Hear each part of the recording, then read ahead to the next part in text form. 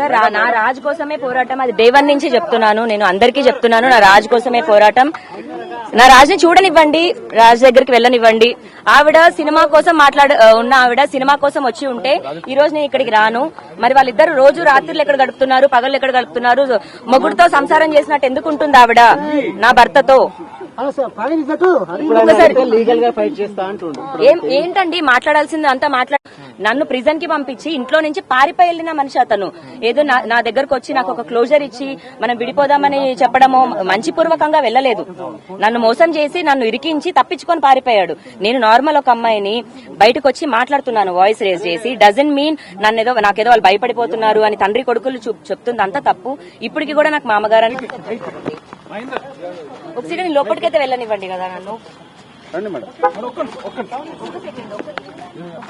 లోపలికైతే వెళ్ళనివ్వండి కదా.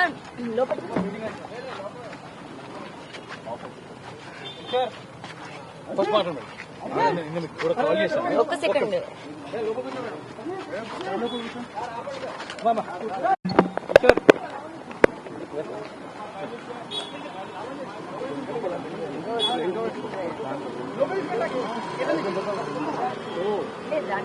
అక్కడే మాట్లాడాలి, అక్కడే కల్పిస్తాడు. నేను రాజకీయం కోసం మాట్లాడడానికి వచ్చాను.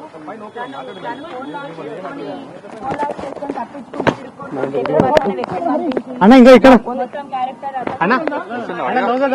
వెళ్ళని వాళ్ళని ప్రపంచంలో ఎక్కడున్నా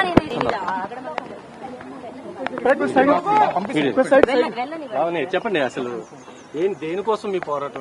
సార్ నా రాజు కోసమే పోరాటం. అది డే 1 నుంచి చెప్తున్నాను, నేను అందరికీ చెప్తున్నాను. నా రాజు కోసమే పోరాటం. నా రాజుని చూడనివ్వండి, రాజు దగ్గరికి వెళ్ళనివ్వండి.